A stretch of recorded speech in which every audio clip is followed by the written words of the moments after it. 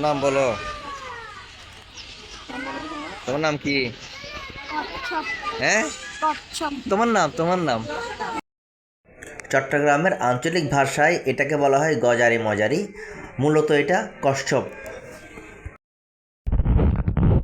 মানুষ নিজের মনের বাসনা পূরণ করার জন্য কচ্ছপকে খাওয়াচ্ছে এবং তাকে তার পিঠের ময়লাগুলো পরিষ্কার করে দিচ্ছে নিজের হাত দিয়ে। এই মহিলা নিয়ত করে এসেছে এবং ওই কচ্ছপকে তার হাত দিয়ে ময়লা পরিষ্কার করছে কচ্ছপের পিঠের। আসসালামু আলাইকুম ভিউয়ার্স, আজ চলে এলাম চট্টগ্রাম বাইজিদ বোস্তামি মাজারে পড়ন্ত বিকেলে। ঢুকতেই পাখির কিচিরমিচির শব্দ শোনা যাচ্ছে, খুব সুন্দর পরিবেশ। ঢুকতেই বাম পাশে বিশাল দিঘি, দিঘির মধ্যে অনেক কচ্ছপ, যেখানে স্থানীয় ভাষায় যে এটাকে গজারি মজারি বলে। এখানে মানুষ কলা, পাউরুটি, ডিম, বিভিন্ন জাতীয় জিনিস খাওয়াচ্ছিল কচ্ছপদের এবং আদর করছিল। কি দিচ্ছেন? মিষ্টি? এটা কি জিনিস? মাংস খাই, সব খায় না? কলা পাউরুটি গুলো কম খাই। আচ্ছা আচ্ছা।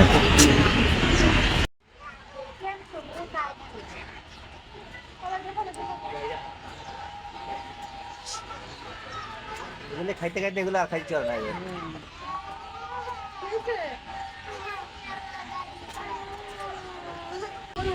তোমার নাম বলো। তোমার নাম কি? কচ্ছপ। হ্যাঁ, কচ্ছপ। তোমার নাম আমার নাম তুমি খাওয়াচ্ছ? তোমার নাম বলো। মোহাম্মদ নাফিসউদ্দিন চৌধুরী। বাসা কোথায়? শেরশাহ। মাশাআল্লাহ, ঠিক আছে। তুই কচ্ছপকে খাওয়াইছো? খাওয়াইছি। ঠিক আছে। এই মহিলার পিছনে একটি ক্ষুধার্ত কুকুর অনেকক্ষণ যাবৎ খাবার জন্য অপেক্ষা করছে, অথচ মহিলা দিচ্ছে না, অথচ উনি দেখেছেন। যারা প্রকৃত জ্ঞানী তারা এখানে আসলে বুঝবেন যে মানুষ কতটুকু গোমরাহ। একটি প্রাণী খেতে চাচ্ছে না, কচ্ছপকে সবাই খাওয়াচ্ছে, অথচ একটি ক্ষুধার্ত কুকুর পাগলের মতো খাদ্য চাচ্ছে কিন্তু কেউ দিচ্ছে না।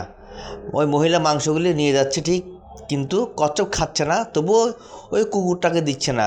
ওই ক্ষুধার্ত কুকুরটা ঘুরছে ঘুরছে ঘুরছে। আসলে আমাদের বিবেক কখন জাগ্রত হবে? এগুলি কি চিনে? এগুলি কি? কথিত আছে হযরত বাইজিদ বোস্তামি রাদিয়াল্লাহু আনহু এখানে এসেছিলেন চট্টগ্রামে, এবং এখানে উনি তাশরিফ রেখেছেন এবং উনি তখন দুষ্ট কিছু জিনকে কচ্ছপে রূপান্তরিত করেছেন। অন্যদিকে বিজ্ঞানীরা বলছেন এগুলো হচ্ছে বিলুপ্ত প্রজাতির কিছু কাসিম বা কচ্ছপ। সাধারণত একটি কচ্ছপ গড়ে 300 বছর হায়াত পায়। তাই এখানে যে কচ্ছপগুলো আছে সবগুলোর বয়স আনুমানিক 200 থেকে 250 বছর। বাইজিদ বোস্তামি থেকে আজ এ পর্যন্তই। সবাই ভালো থাকবেন, সুস্থ থাকবেন। আল্লাহ হাফেজ।